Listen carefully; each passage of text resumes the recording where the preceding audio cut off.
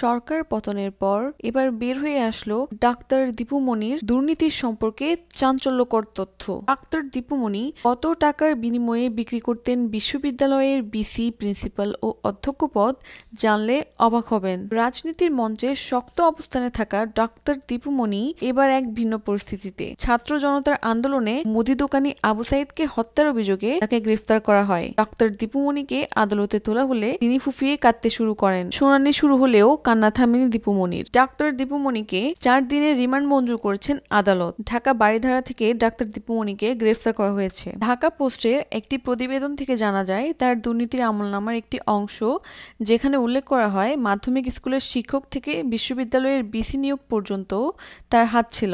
বিশ্ববিদ্যালয়ের উপাচার্য নিয়োগের জন্য 2 কোটি এবং কলেজ অধ্যক্ষ নিয়োগের জন্য 50 লাখ টাকা ঘুষ নিতেন। দীপু মনির শিক্ষামন্ত্রী থাকা সময়ে এই বিষয়টি ছিল ওপেন সিক্রেট। দীপু মনির ভাই ডাক্তার জাওদুর রহমান মদত টিপুর মাধ্যমে হতো সব নিয়োগ এবং কে কোন পদে থাকবে, কার প্রমোশন, ট্রান্সফার হবে, এই বিষয়গুলো। শিক্ষা প্রতিষ্ঠানের প্রতিটি বদলিতে তার ভাইয়ের হাতে ছিল পুরো নিয়ন্ত্রণ। সর্বনিম্ন 2 লাখ থেকে সর্বোচ্চ 20 লাখ টাকায় বেচা বিক্রি হতো শিক্ষা প্রশাসনের নানা পদ। জানা যায় যে সরকারি বিশ্ববিদ্যালয়ের মধ্যে শুধু ঢাকা বিশ্ববিদ্যালয়, রাজশাহী বিশ্ববিদ্যালয়, চট্টগ্রাম বিশ্ববিদ্যালয় ও জাহাঙ্গীরনগর বিশ্ববিদ্যালয় ছাড়া সব বিশ্ববিদ্যালয়ে ভিসি নিয়োগে কম বেশি আর্থিক লেনদেন হয়েছে। অন্যদিকে মুদি দোকানে আবু সাইদের হত্যার অভিযোগ গুরুতর হলেও আদালত তার প্রতি মানবিকতা দেখিয়েছেন। রীতিমতো নিয়ম অনুযায়ী তাকে হাতকড়া পরানোর নির্দেশনা থাকলেও সেই নির্দেশনা বাস্তবায়ন করা হয়নি। এ নিয়ে আদালত প্রাঙ্গণে হট্টগোল সৃষ্টি হয়।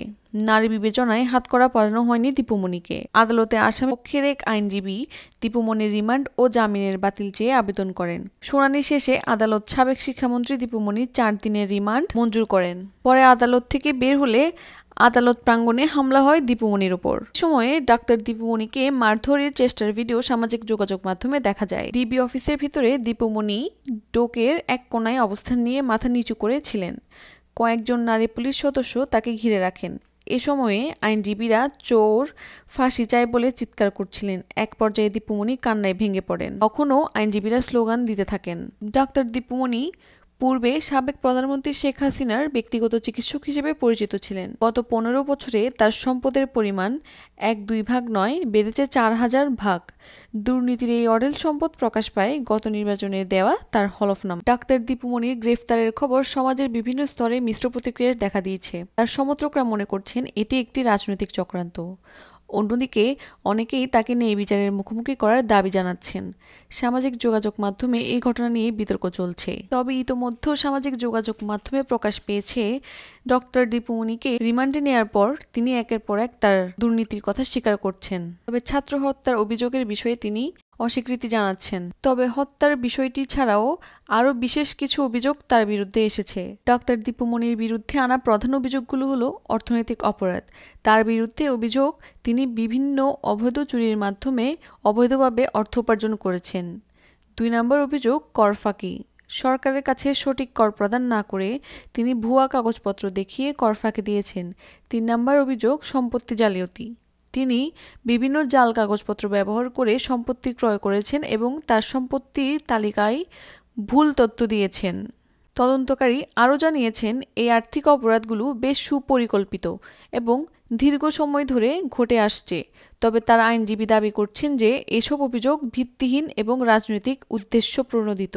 অন্যদিকে তার সমর্থকরাও বলছেন যে এটি একটি রাজনৈতিক চক্রান্ত, যার মাধ্যমে ডক্টর দীপু মনিকে হেয় করা হচ্ছে। আগামী সপ্তাহে ডক্টর দীপু মনির বিরুদ্ধে আনা অভিযোগের ভিত্তিতে আদালতে শুনানি হবে। এখানে তিনি তার বিরুদ্ধে আনা অভিযোগ অস্বীকার করবেন বলে ধারণা করা হচ্ছে। তার আইনজীবী জানিয়েছেন যে তারা সব রকম আইনি পদক্ষেপ গ্রহণ করবেন এবং আদালতে তার নির্দোষিতা প্রমাণ করার চেষ্টা করবেন। এই ছিল ডক্টর দীপু মনিকে নিয়ে আজকের আপডেট। ডক্টর দীপু মনির এই গ্রেফতার এবং তার পরবর্তী আইনি প্রক্রিয়া নিয়ে আপনার মতামত জানাতে ভুলবেন না। পরবর্তী আপডেট জানতে আমার চ্যানেলটিকে লাইক ও সাবস্ক্রাইব করতে ভুলবেন না। ধন্যবাদ আপনাদেরকে আমার সাথে থাকার জন্য। আসসালামু আলাইকুম।